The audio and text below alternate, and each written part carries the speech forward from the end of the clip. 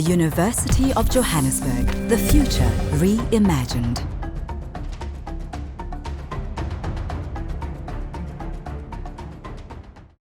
I want us to give a round of applause to our former ambassador of South Africa to Finland and Estonia, Ambassador Carmen Smith, as she'll be addressing us on the issues of identity and cultural integration.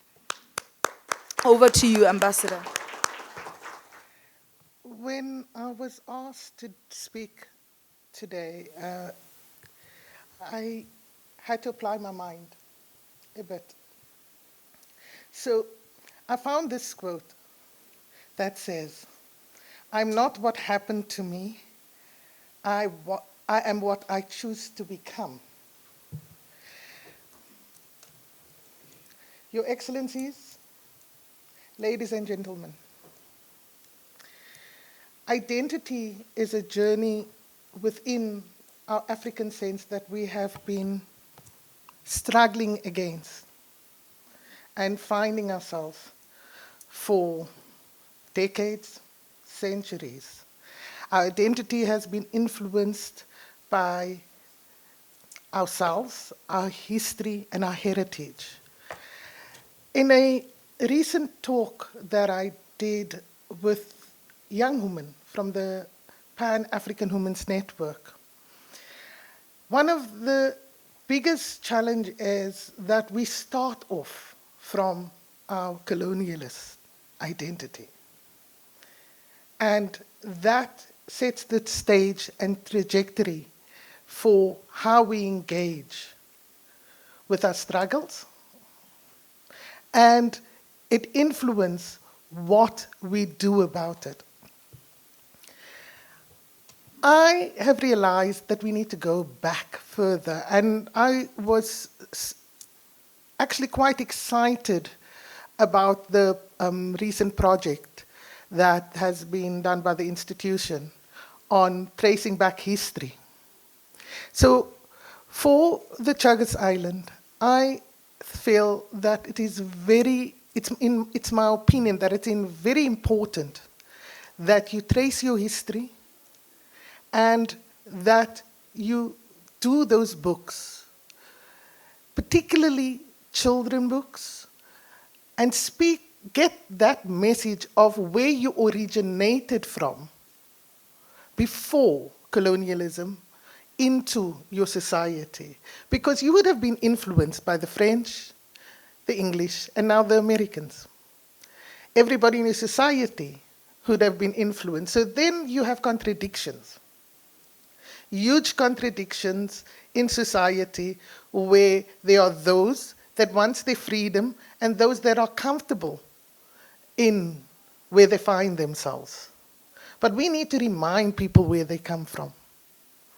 And I can speak a bit about my journey. I am from what you call the Cape Flats, Manenberg. Born in Manenberg, raised in Mitchell's Plain, very controversial area. It is wrought with drugs, gangsterism, and many people unemployed. Recently, there has been a surge of violence that ensued. And I would be what you define as a colored. But in my family, we decided to go down and dig to find out who we are originally. And we've made large progress in terms of our heritage. So the only one that where I get stuck is during the slave trade, because I am of slave descent as well. So I have my inherent roots from the Malmesbury area, which is down the Khoi line, part of the Adams and Adonis family.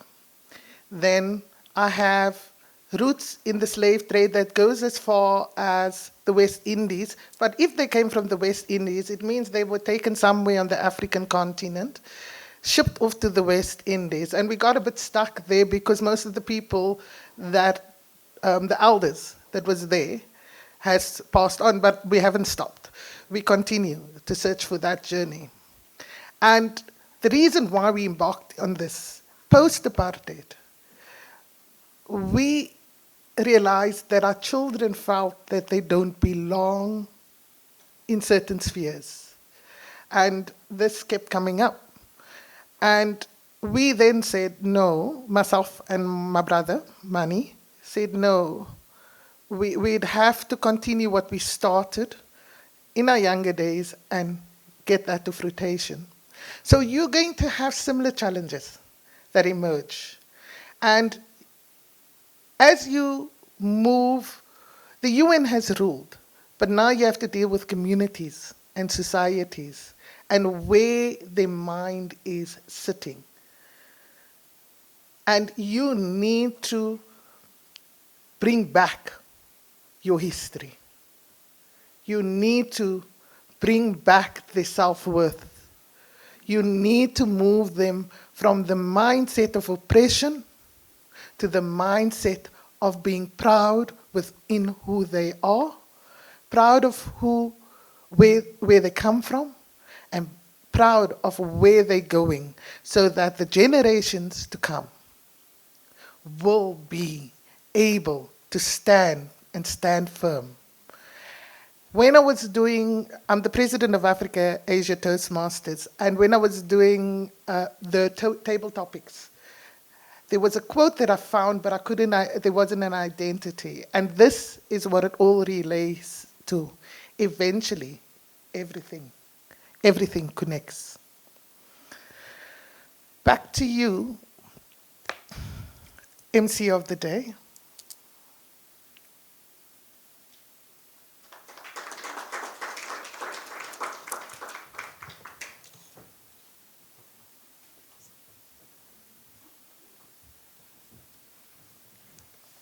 Thank you so much, Ambassador. May we please give her a round of applause? I think what Ambassador has indicated reminds me of the saying that when I discover who I am, then I'll be free. And I think she made quite a fundamental submission in terms of the power of the mind and obviously, being unapologetic about tracing the histories of who you are. In this section, I also wanted to invite again His Excellency, Dr. Lachman, to join Ambassador Carmen. Yes, sir. So that we can just open up the floor for a Q&A. So colleagues, this is a safe space. Please take this opportunity to engage. And I think what Prof. Zondi also reminded us this morning was that the platform is definitely here for us to discuss various dimensions that the Chagosian struggle is focusing on. So let us take the opportunity also to look at the actors, the factors, and obviously the hopes, especially in the light of the landmark ruling by the International Court of Justice. So there's an opportunity for us to obviously make an impact and a scope and impact that can be monitored and evaluated. So let us just have this opportunity to engage. If there's anyone who obviously needs a translator, Divine is available to assist in asking those questions. And then again, while you're doing your Q&A, we'll also give Nompumelelo an opportunity. There have been colleagues that have joined us earlier this morning that have sent through their questions. But we'll obviously start with the delegates that are in the venue and then also include those that have joined us online. Now I'd like to open the floor for us delegates here to address or engage His Excellency Lachman and Ambassador Carmen. Thank you so much. Any question, any comment? Yes, sir?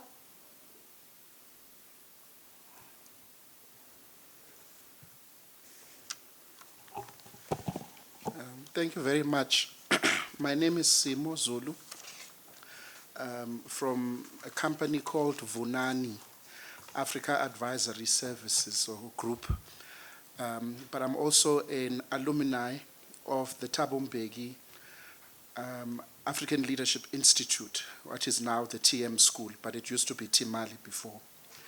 I would like to thank the organizers of this conference, firstly for convening us in such an important gathering to consider and discuss such an important topic, the status and the place of the Chagos Islands.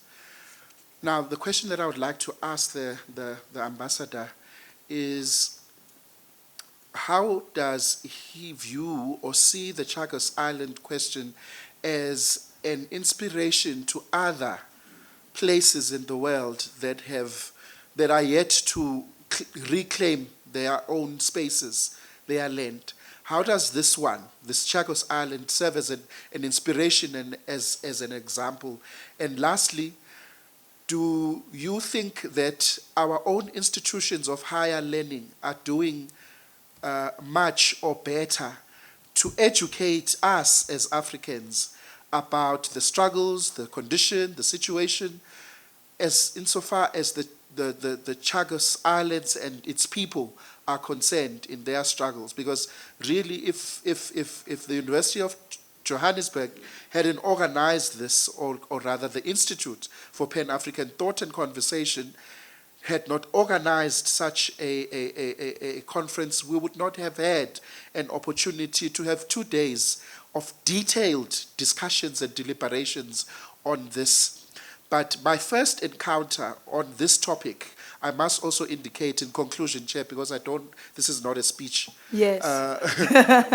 Is my leader, Professor Maureen Tong.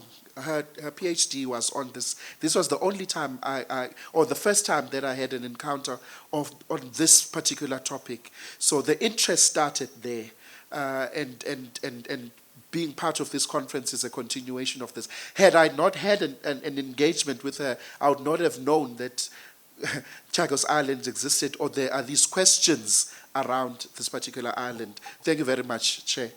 Thank you so much. Over to you, His Excellency. Okay, the first question is regarding How do you view... the examples Yes. of other islands or countries. But, first of all, it was the problem is we have not yet finished with the Chagos issue up to now. We are still in a process of trying to decolonize Mauritius and to give access to the Chagosian people to go to their birthplace, which they tried sometime back in my speech I said earlier.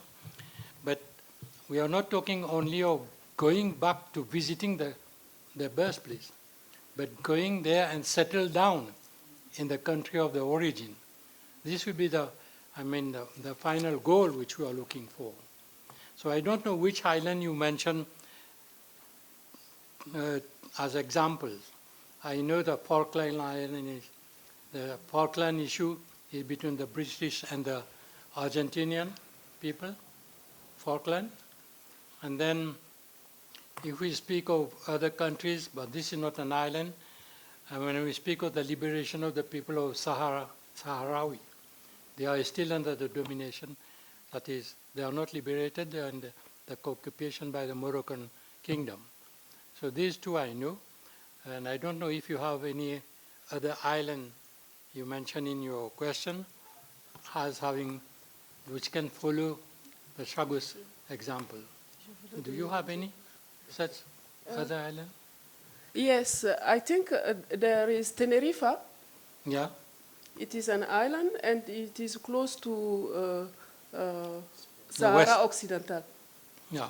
I don't know the name in English, Sahara Occidental, but it is close. Oui, oui. This is Sahara, ok. Oui. Sahara, Je pense que c'est la même situation. C'est la même dans le... Oui. We also have Gibraltar. Sorry? We also have Gibraltar Island, which is shared by the UK government and the Spanish government. Which one you said? Oh, Gibraltar. These are different issues among the main powers of Europe. But the question of Tenerife, as you said earlier, is again the same, in the same situation. And I don't know much about the history of the struggle of these people. Okay? And this maybe give us example also, like the one made of Gibraltar. This is between the two great powers, UK and Spain. And Gibraltar is another issue. It all depends upon the decision of the people to decide what to do.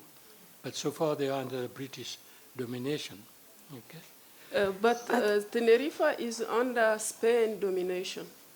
Spanish, yeah. Yes, Spanish. Yeah. Yeah. Okay. I think Ambassador Carmen also wanted to comment. Which?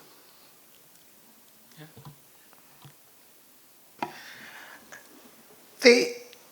There are a couple of places, so I'm putting on my other hat, international relations, that is still occupied, including, I don't know if it's occupied because it's up to the people of those places, and that's where the identity issue comes in.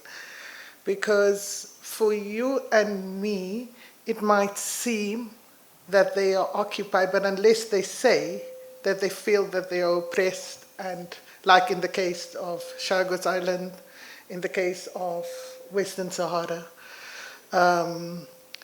then there's not much we can do about it, because they might be comfortable. The other one is the Reunion Islands, but French, yeah. And then there are some others, Sultan, to some extent it has its freedom, but it still has a huge Dutch imprint on it. There's quite a number. There's a list of them. And ultimately, the struggles of the people has to be determined by them. And that needs to be taken forward. But on the second question I wanted to answer. Okay. Before you do that, Ambassador, there was a hand that wanted to contribute to the first question. Then we'll move to the second question. So I'll start with the late Madam, yes, and then we'll go to Prof. Zondi, and then we move to my left-hand side. Is that fair? Thank you.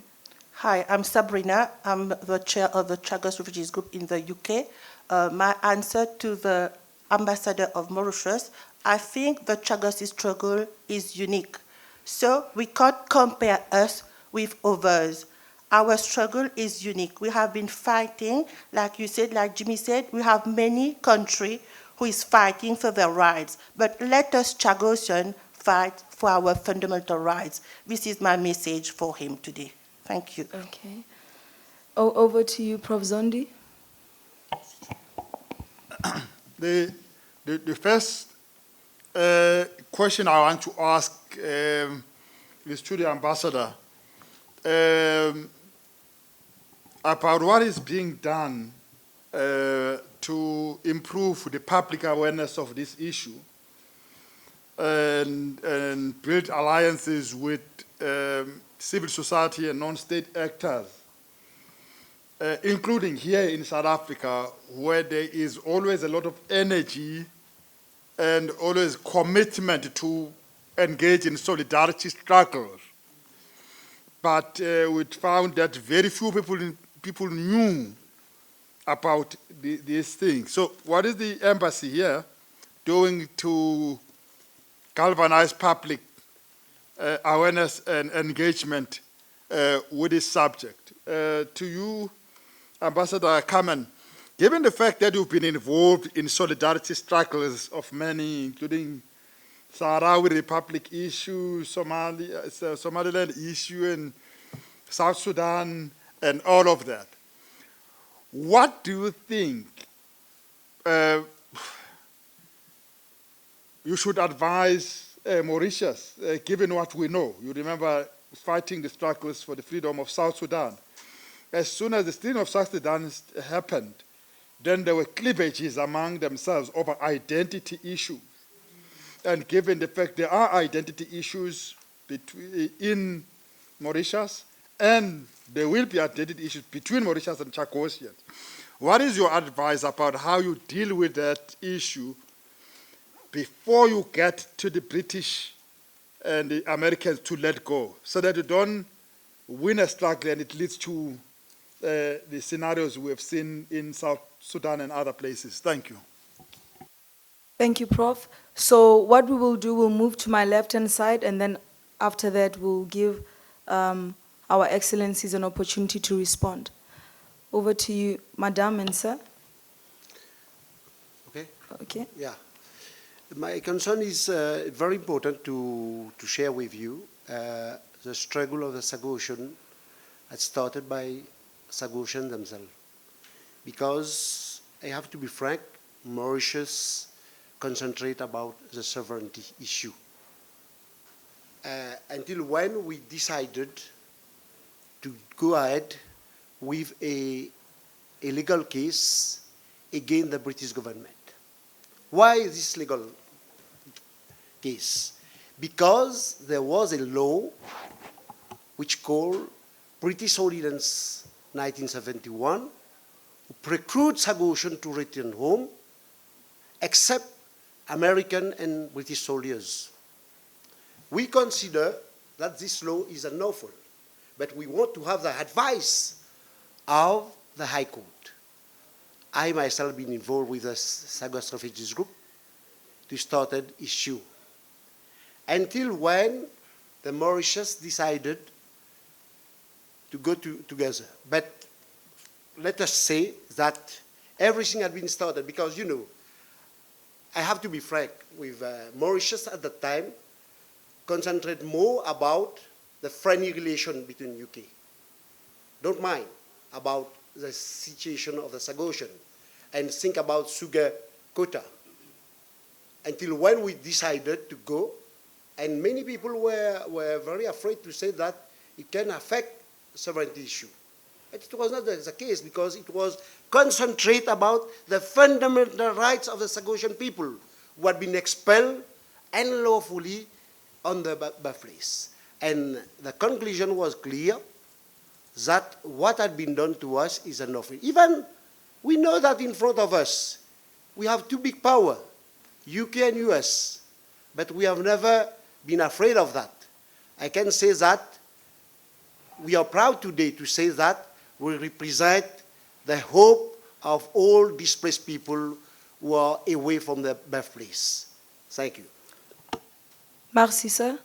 So we're still maintaining my left-hand side, but there was an opportunity for Madame, and then we'll move to my left-hand side. We give the ambassadors an opportunity, then we'll take the last round. Okay. My question is, Your Excellency, where do us Chagosian from Seychelles fit in your program? We are being tired of walk on. It's time for you to recognize we in the Seychelles, we are still alive. We're still demanding our right of Chagosian, which you Mauritian government are continuously ignoring us. Merci, Madame. Over to you, sir. Yeah, my question is to His Excellency. What is your assessment of the risk of internal colonialism? That's number one question. Between Mauritius and the Chagosians. Two, what is the state of the Mauritius constitution regarding indigenous rights? And what is the state of debate regarding economic relations, economic and political relations between Mauritius and the UK, and how is that a problem for the interest of the Chagosians? Thank you, sir. I think because there are already 6 questions, so I will stop at number 7. And there was also that issue of higher education. How is it playing an important role in creating awareness about this issue? So to be fair, for now, I'll take the last question, which is the 7th, and then I'll give our excellencies an opportunity to give us feedback. Is that fair? Yes. Sure. Thank you very much. My question again is directed to the ambassador with regards to if the government of Mauritius really claims that the Chagos Island belongs to them, what has it done thus far in as much as emancipation of the people of Chagos is concerned, in terms of upliftment of the Chagosian people? Because the claim from the little knowledge I have gathered only surfaces on issues of sovereignty. But in terms of the welfare of the Chagosians, what has the Mauritius government done so far with respect to the reality that it claims they are part of them? Okay, thank you, sir. So, colleagues, we have 8 questions in total, one from the previous section, which obviously was to the ambassador.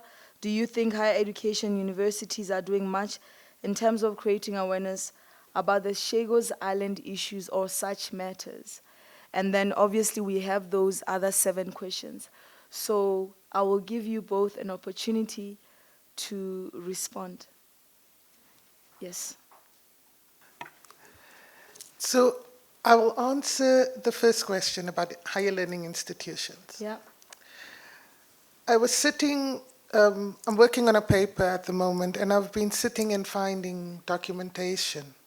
And it just dawned on me that nothing that is written actually finds its way into our textbooks. Mm. With all the great work out there, it doesn't translate into information to create understanding, not just in institutions, but amongst our community. So the question to ask is, with all this academic research that is done, how do we then take that research? It cannot be that we file it. We need to find a way to put this work into practicality and rewrite the wrong history. And it's not just in terms of the Chagos Island, it's in terms of all our documentation.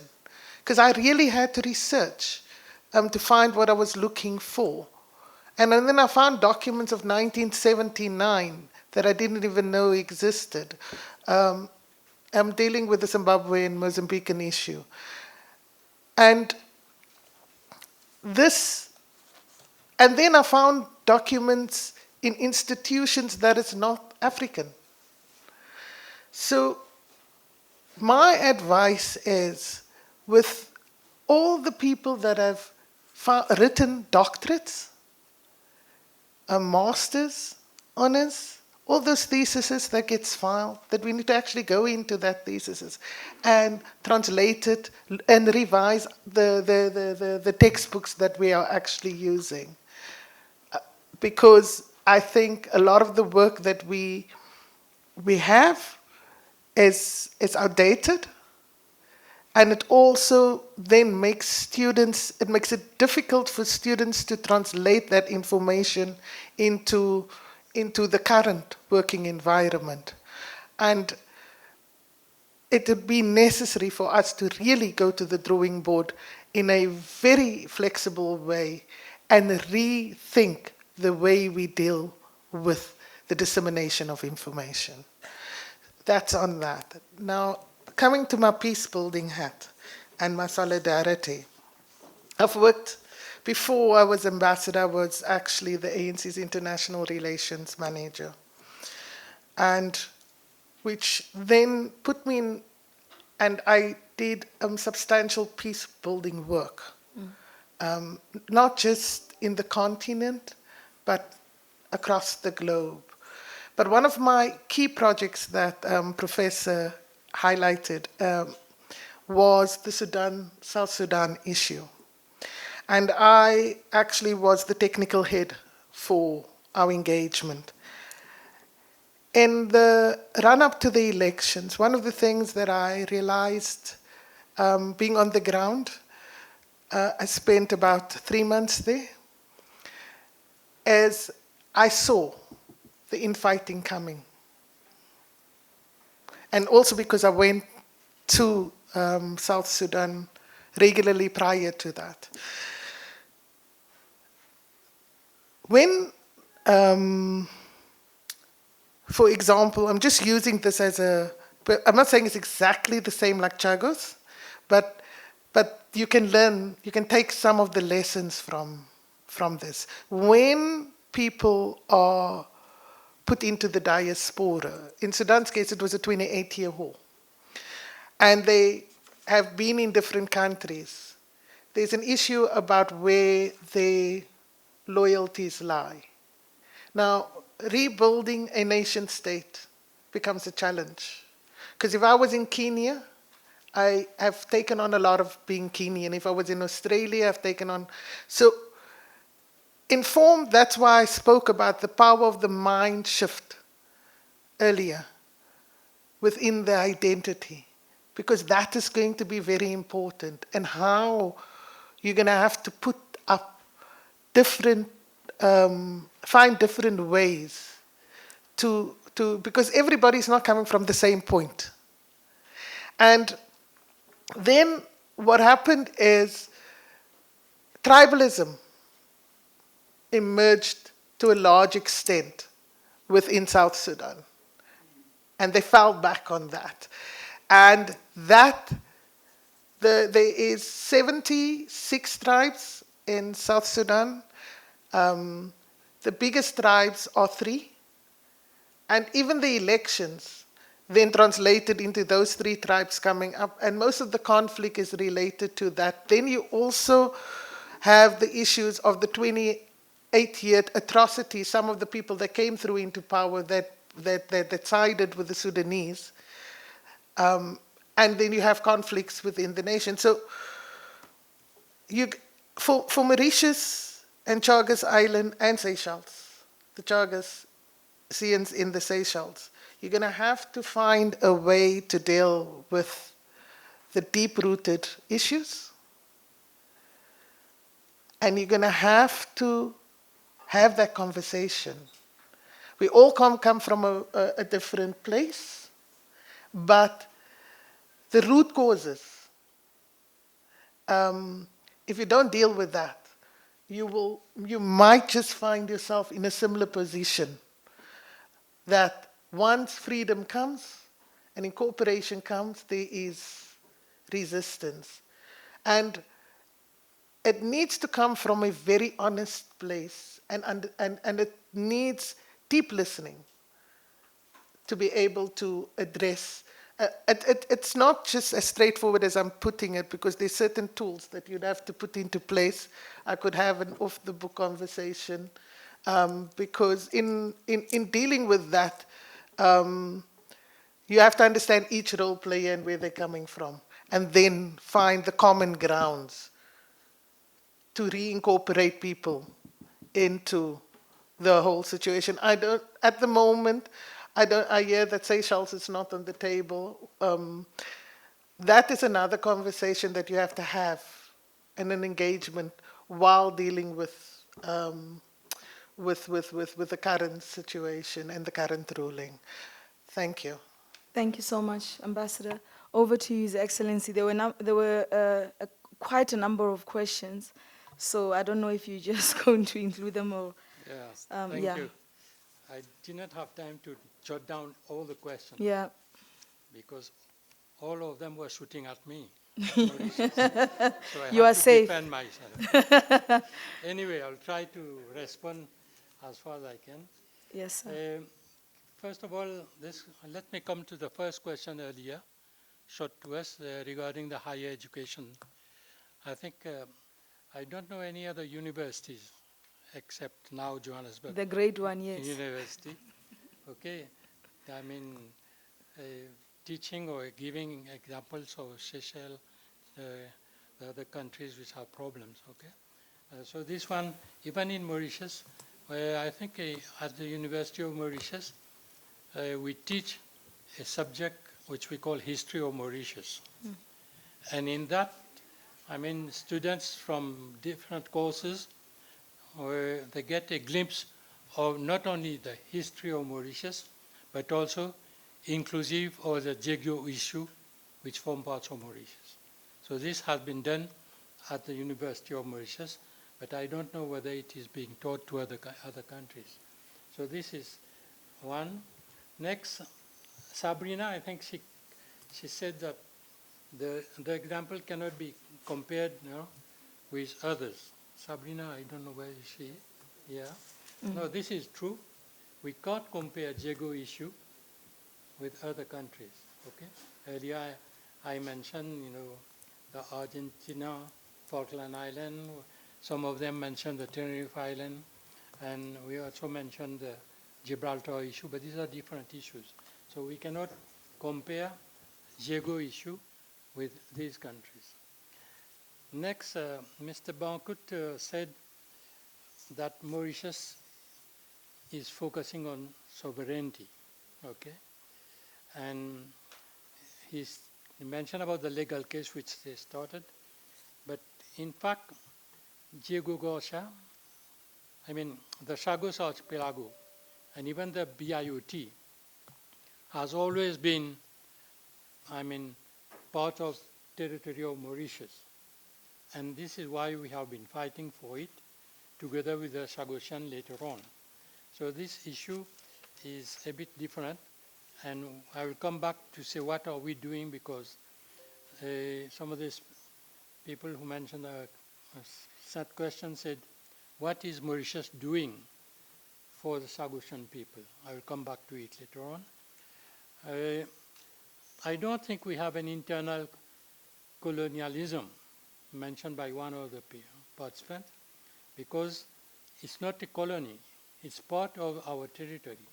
Before the independence, since long time, so even the people who were there because Mauritius never considered Jago or the BIOT as a colonial territory.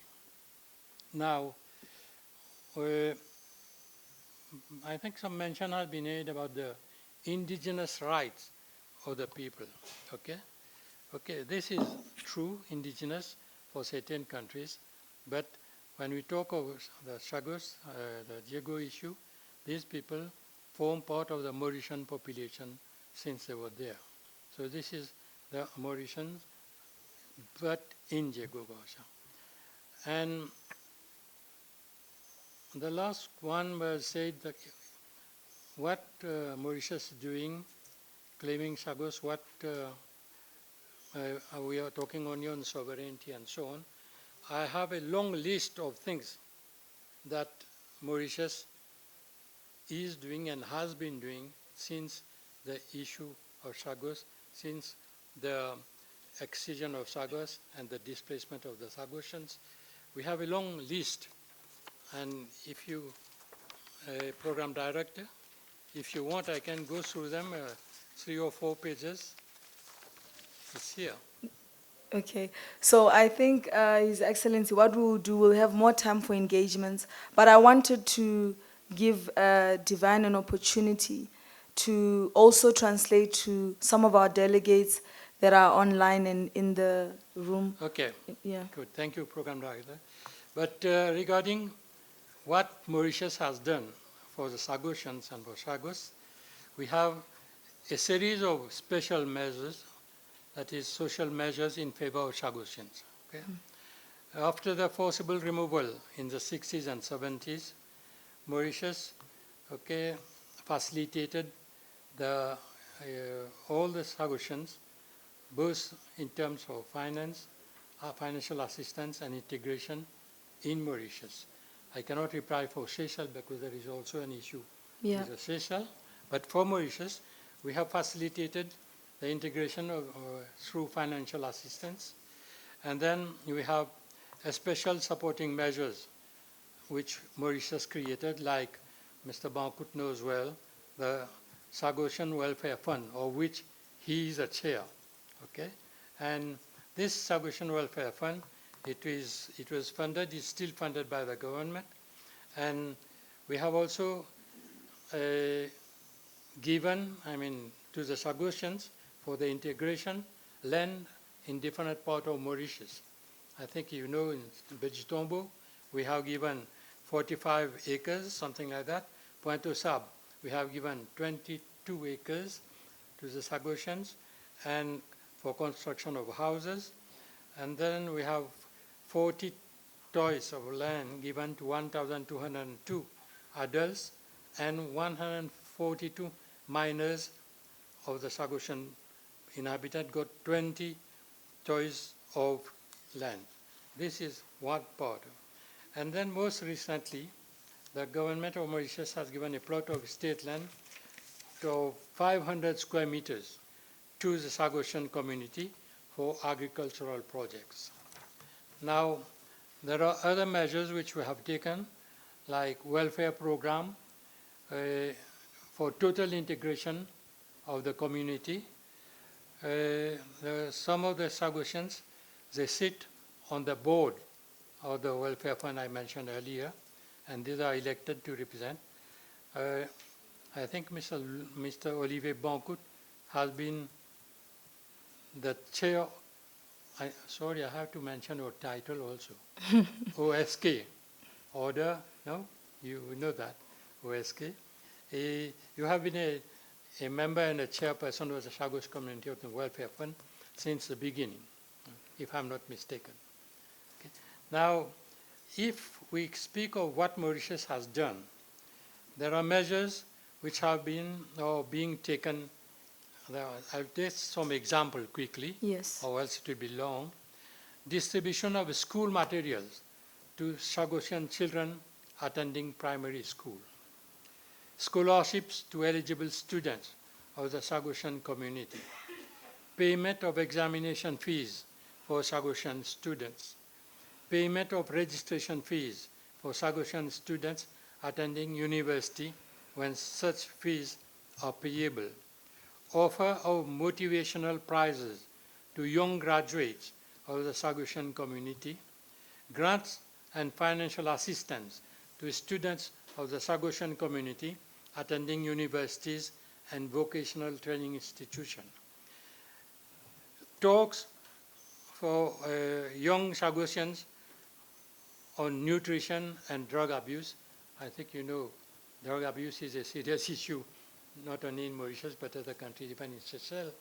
So here, there is a sort of, education against drug and proper nutrition, provision of sports facilities and equipment for recreational purposes and wellness of the Chagosian community, provision of computer facilities at Chagosian community centers to Chagosian children, ICT courses, okay, for youngsters of the Chagosian community, residential camps for senior citizens like me. Oh, no, I am not that one, but I see it here.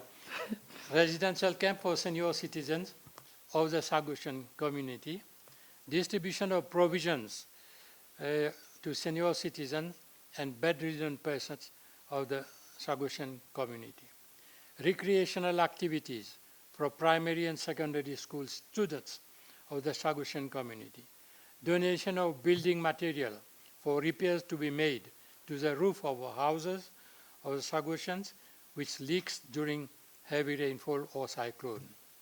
Provision of food items, furniture, and other necessities to Chagosians who are victim of fire, and donation of building material for repairs of houses of Chagosians destroyed by fire.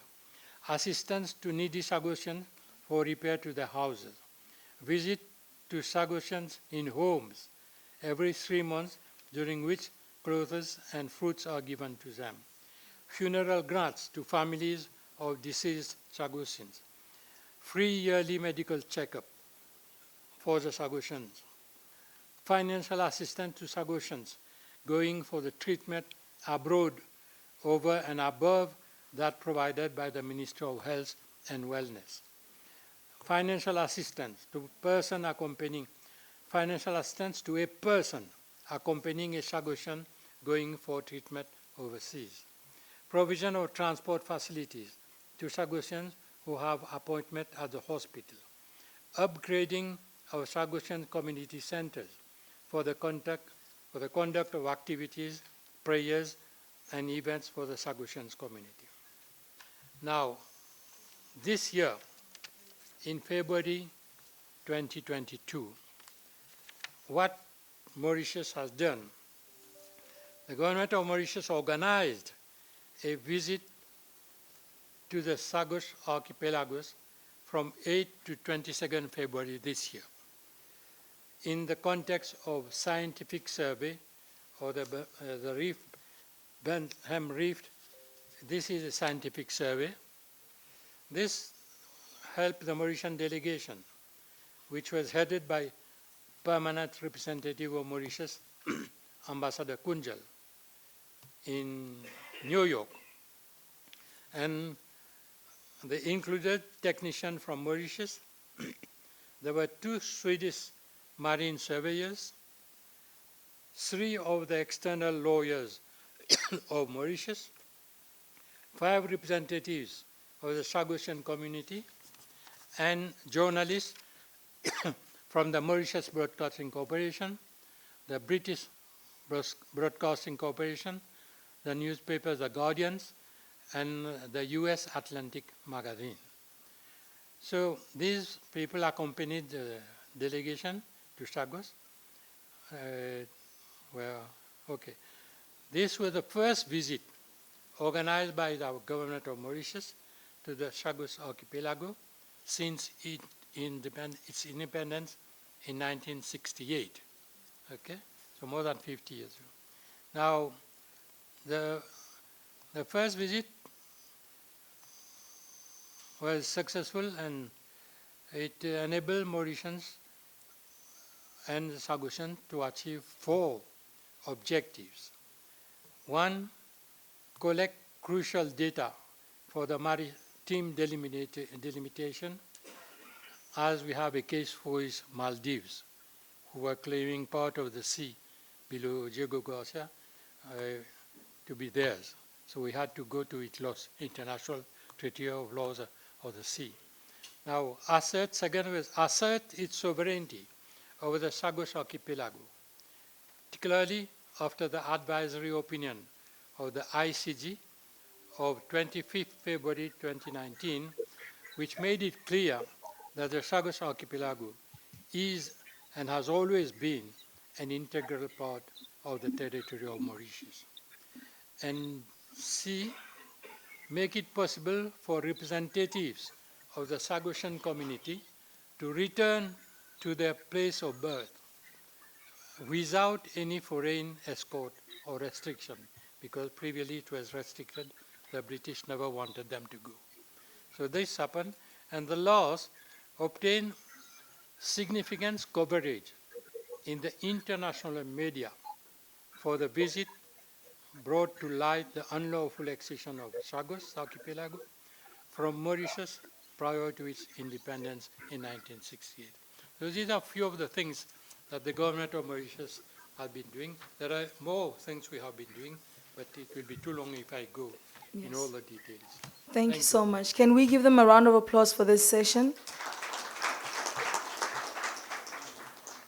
Because to be honest, there was a true reflection of the developmental work or integration in terms of Chagos Island and the Mauritius government. But before we open the last round, I wanted to give Divine, if there's an opportunity for any translation, then Nompumelelo to announce those questions from online delegates, because it's very important that we don't operate in silos.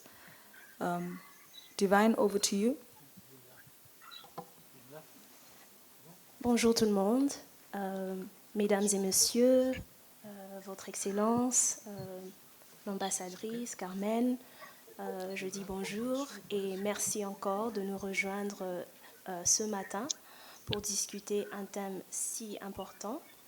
Et je ne vais pas me répéter, mais je vais juste souligner les points importants qu'on a pu discuter ce matin. Comme nous pouvons le voir aujourd'hui, la décolonisation des Chagosiens est quelque chose auquel nous pouvons tous nous identifier. Comme le professeur Zondi nous a rappelé au début, nous ne pouvons pas adopter une position neutre sur le déplacement des personnes de leur propre terre. Et d'après les questions et les thèmes abordés ce matin, nous avons un rôle à jouer. Nous tous, non seulement dans la diffusion des connaissances concernant le conflit, cette question d'appartenance, mais aussi dans l'initiation des conversations, comme la conversation que nous avons ce matin. Et c'est une conversation non seulement avec les universités, non seulement avec ceux qui sont de la recherche, mais aussi une conversation qui est nécessaire entre le gouvernement mauricien et aussi le peuple chagosien, même ceux qui sont aux Seychelles. Mais ce n'est que le début de la réalisation de ce programme. Nous croyons que, importe combien de temps nous prenons, en unissant nos forces et nos pensées, nous pouvons transformer ces mots en action. Merci pour votre temps. Merci, Divine. Then we're just going to give Nompi a chance to first share with us those online questions. And then in the venue, we'll only, because of time, we'll only take 3 questions. And then also you can take advantage of our lunchtime when we're networking or later today over dinner to engage and have more questions, because we just have to also respect other speakers that have been assigned for the assignment today. Over to you. Thank you, Lebo. We have quite a number of questions online. I'd just like to reassure all our online participants that we will get back to your questions.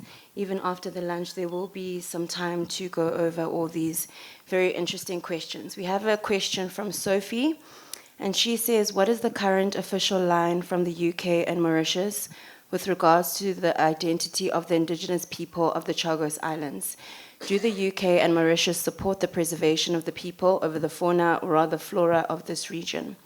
Marie says, would the Mauritian government and other related parties put aside their interest in the lands and work with the UK government collectively with the benefit of the Chagosian people?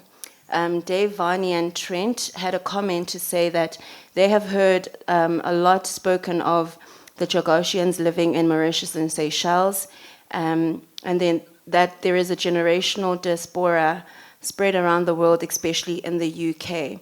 And these people need to also have equal status, or rather equal voice at the table. He expresses that the majority of the Chagosians still wish to identify as Chagosian as well as British, and that if their voices were listened to, you would hear what they really wished to do. And the last question from Mzingai says, through his experience with land restitution programs in South Africa, is that when people are claiming for their land, they are often very united. But once the claim is settled, differences among beneficiaries start to emerge. And his question is, what are the plans to ensure that there is a proper land ownership entity and peace amongst Chagosians? And are you going to be a sovereign state or an extension of another country? Interesting questions. So we will then give 3 people for now in the venue, and then we'll hand over to our ambassadors to close off with answering those questions. We've noted actually from online, it was 2 questions and 1 comment, if I stand to be corrected. So I'll start with Dr. Maureen, and then Sir, and then on my side, yes. Sorry, Mr. Lebo. Frankie. Yes. Rose Leveke was also asking to perhaps read her question out loud, if there's time. Okay, so that will make it a total of 3 online and 3 in the venue. You can proceed. Then we will start with Dr. Maureen. What was Rose saying? Rose, you can proceed. Hi, can you hear me? Yes, we can hear you. Perfect, thank you. I'll get straight to the question. My question is, now that the UK have granted British citizenship to all Chagosians and their descendants, many Chagosians choose to remain under British sovereignty. There are many reasons for this. To list just a few: better opportunities, better future for their children, better medical care, better job prospects. Will Mauritius respect the Chagosians' choice to remain under UK sovereignty, or will they continue to ignore the community's demands? Thank you, Rosie. The question is noted, quite a sensitive question, but I wanted to give our delegates also in the venue to ask their question. Yes, Doctor? Thank you, Program Director. Ambassador, I'm really pleased to have an audience with you. I had hoped for years that I would have an opportunity to directly engage with the government of Mauritius on the Chagos question. I must say up front that I find the position of the government of Mauritius regarding the Chagosians rather very convenient, saying that Chagosians are Mauritians of Chagosian origin. I find this position rather odd and very convenient on the part of the government of Mauritius for several reasons.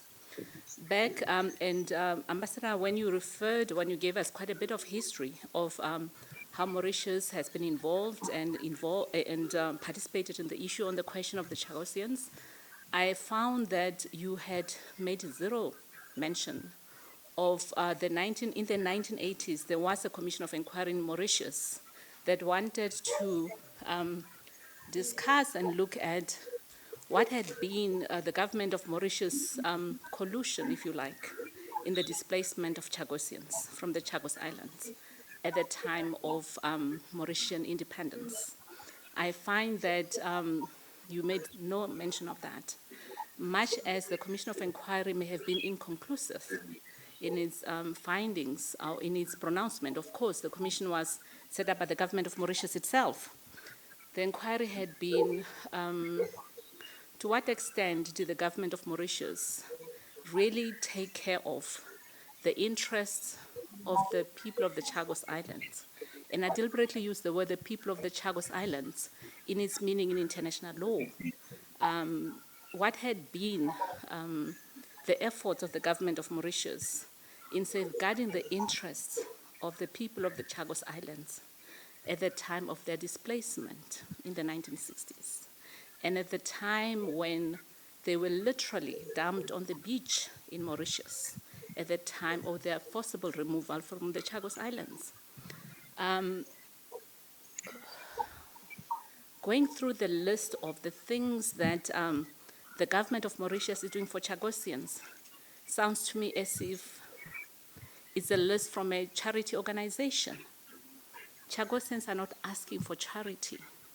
They are citizens that had been displaced, subjected to several human rights abuses, have suffered and continue to do so. To go through a list of what sounds like charitable acts towards Chagosian, for me, I find it rather distasteful, and I need to say this.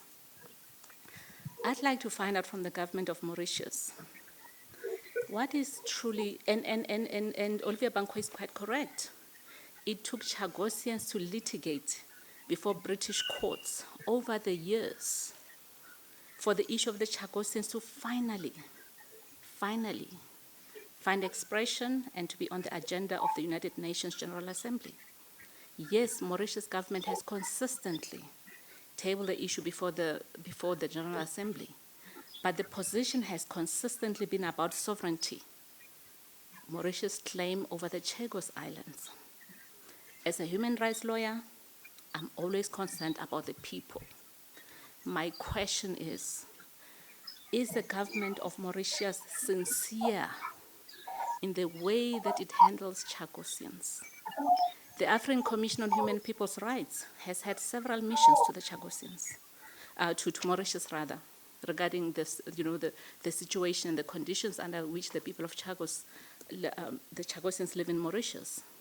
Unsurprisingly, the report of the African Commission on Human People's Rights have consistently found that if you compare the living conditions of Chagosians in Mauritius to other Mauritians, you'd find them at the bottom rung as far as human development indices are concerned. By that, I'm referring to the quality of housing, the quality of education, the quality of health, and access to opportunities to thrive as a community. This has been independently found by the African Commission on Human Rights on its missions, fact-finding missions to Mauritius. Despite these reports, I'm yet to hear a clearly defined plan by the government of Mauritius addressing Chagosians not as a case of charity, but as a people who have been displaced and therefore continue until today to live under the legacy of forced displacement. Several studies have been done in the World Bank and others, that show the long-term effect on communities who have been displaced. Chagosians were not displaced internally within a territory. They were displaced from an island called the Chagos Islands, and that's why they're called Chagosian. To continue to say Chagosians are Mauritians of Chagosian origin, for me, it's really dishonest on the part of the Mauritian government. And I'm hoping to hear someday the Mauritian government table a clear plan that is going to address the legacy of displacement of Chagosians from their homeland. Thank you, Ambassador. Thank you so much. So we'll just take, thank you so much for fruitful comments or input with obviously those two additional critical questions. So I'll hand over to Sir and Frankie, right? Okay, so let him start first on my right-hand side. Yeah, thank you. Jimmy, okay, sorry. Go ahead, Jimmy. Firstly, I just want to correct quickly what Mr. Bonkel said about the struggle of Chagosian.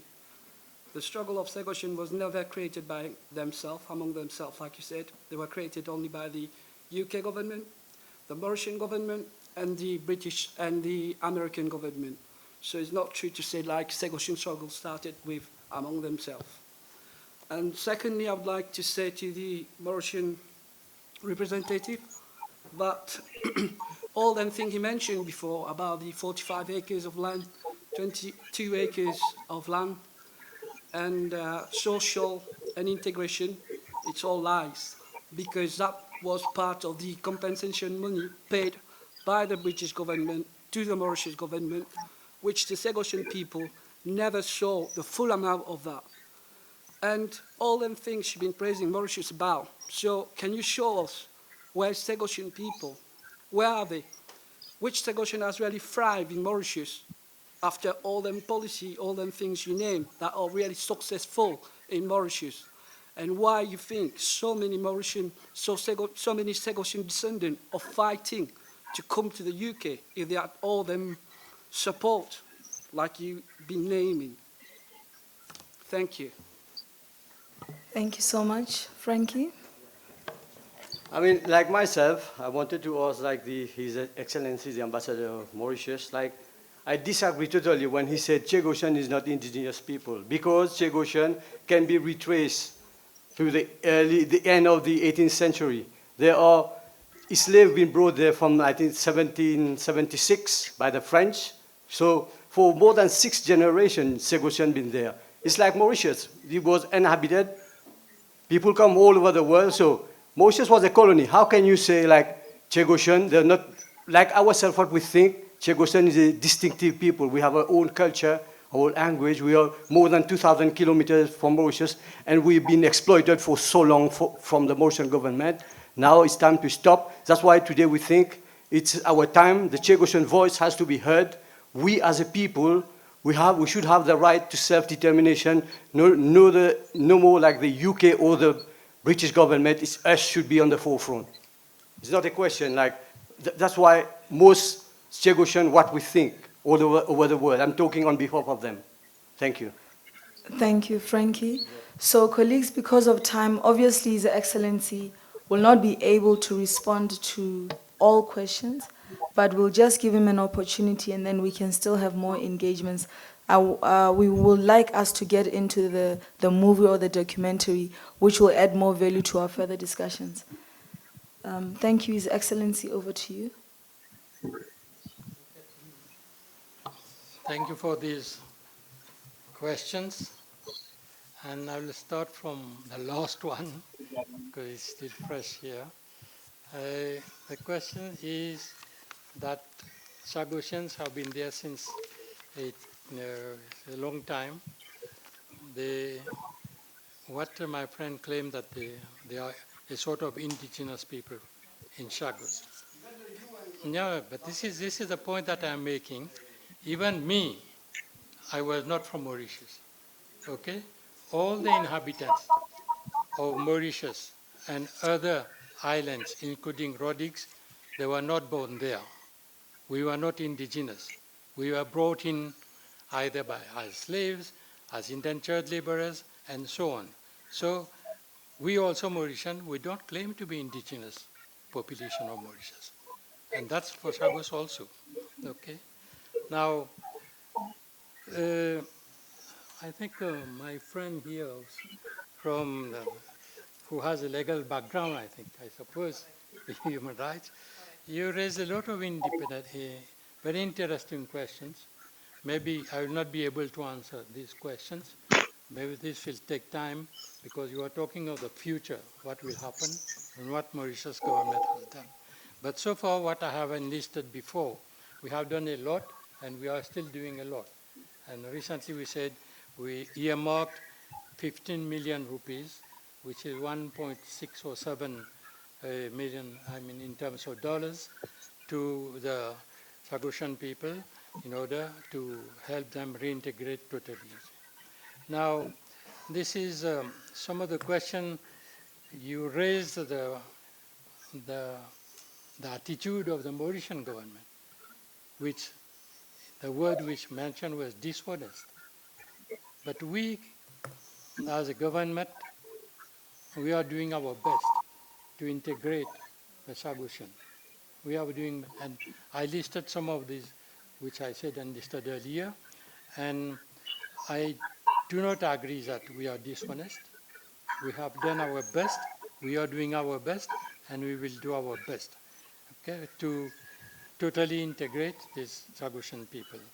Now, when we come to the standard of living and the different levels, of standard of living, well, this is not a question of only for Chagosians, but even Mauritians suffer a lot for different type of treatment in Mauritius, and the standard of living is equal for all of the inhabitants, including the Chagosians, because they are integrated in our society now. So we have the same standard of living, although some of them and some Mauritians still suffer from poverty and then inequality and so on. So this is not only for Chagosians, but Mauritians also suffer.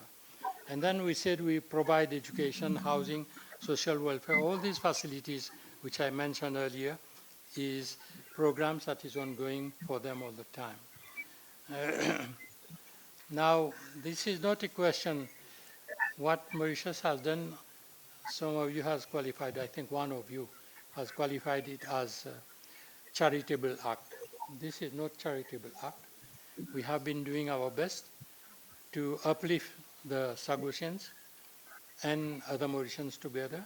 So we have a budget also, and we said earlier we have a Chagosian Welfare Fund, of which Mr. Bankut is the chair. So they have managed these funds which are given them to them. Now,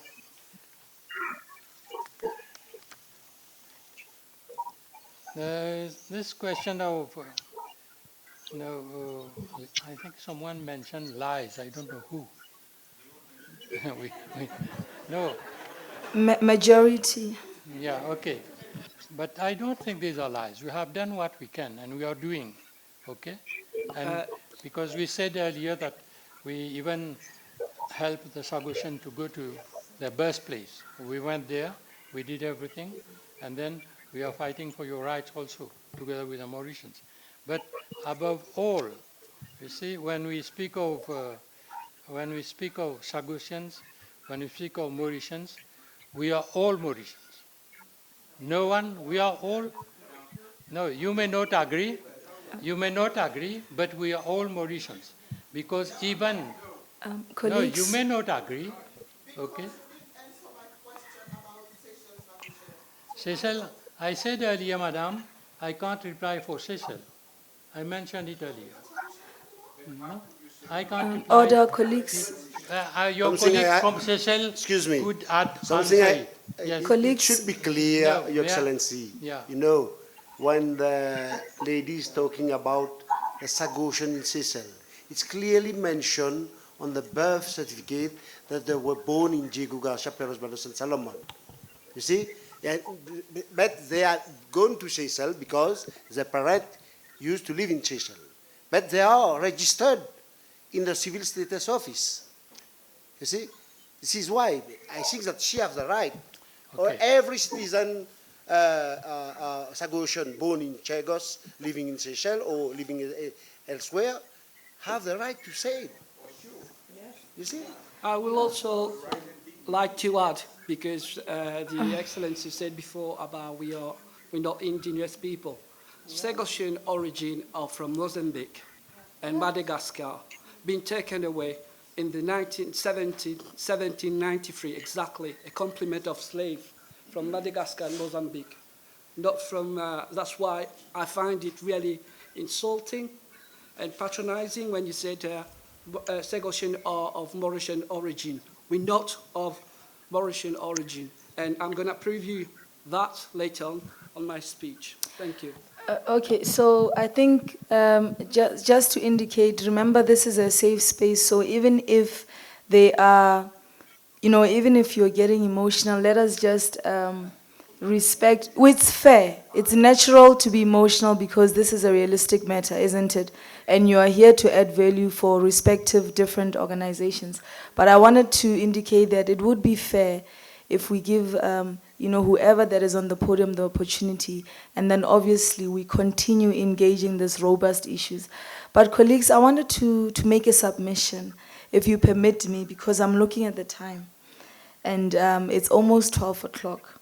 And I know that Ambassador will just probably conclude with one more answer, and then may we please then give Jean-Pierre an opportunity just to give us executive summary of the film, and then we watch the film, which I know will add value to even the subject matters of the commissions that we all can't wait to be part of in terms of debating, analyzing, and coming up with critical solutions, because this is quite a sensitive and important issue.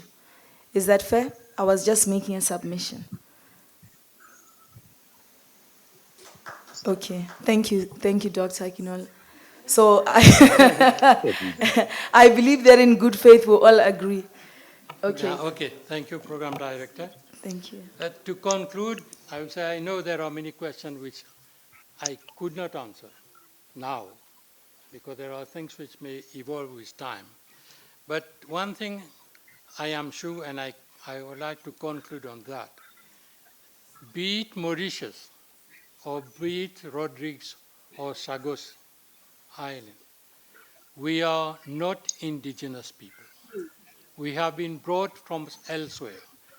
Okay, if you go back in the history of Mauritius, you will see slaves were brought from different parts of Africa, Senegal, Mozambique, Madagascar, and these are the descendants of the African people.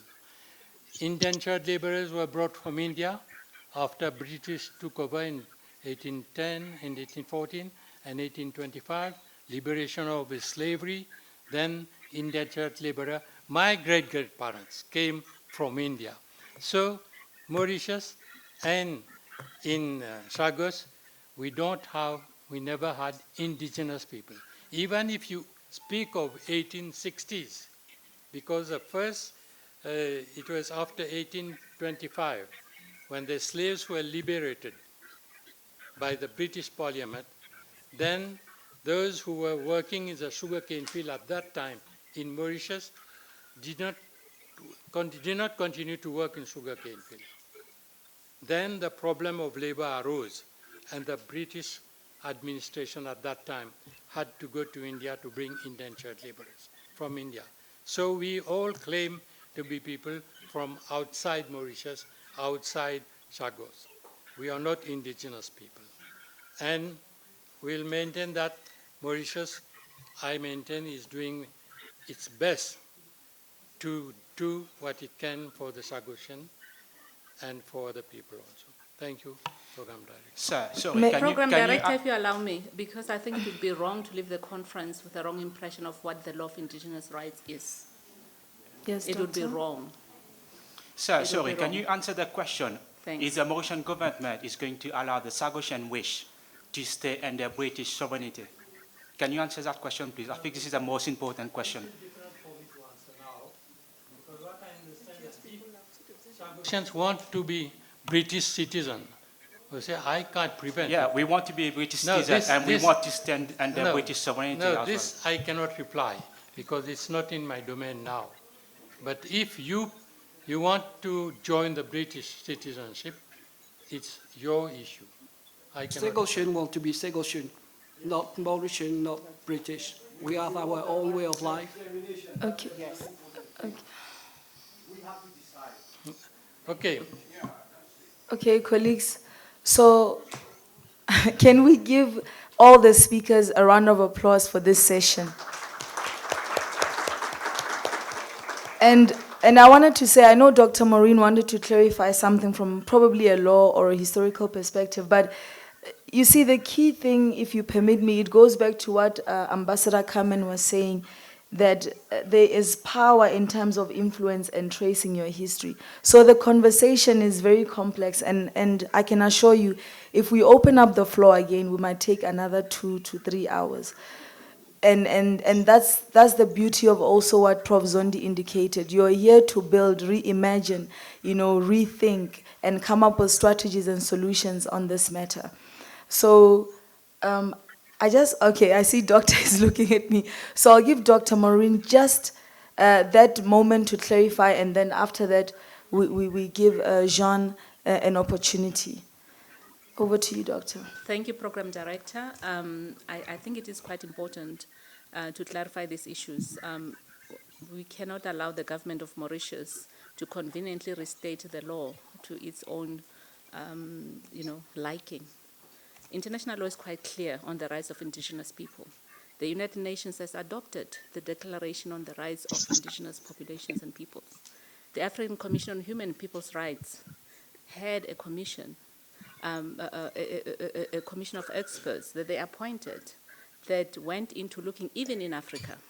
And Ambassador, you might be interested to know that that debate of saying no one is indigenous had also taken place for many years in Africa, where many Africans said, we are all indigenous to Africa, there's no one who's more indigenous than the other. It took a long time of discussion, deliberation, honest deliberations, until the African Commission itself said there are indigenous groups within Africa. And I think the Mauritian government would benefit from really engaging with this issue. And it would be very important for it not to state the law to its own, like. Chagosians are indigenous to the Chagosian Islands. And I'd like to stop there. Thank you. Thank you so much, Doctor. Again, ladies and gentlemen, please let us give our excellencies a round of applause for that engagement that we just had. Thank you so much. The University of Johannesburg, the future reimagined.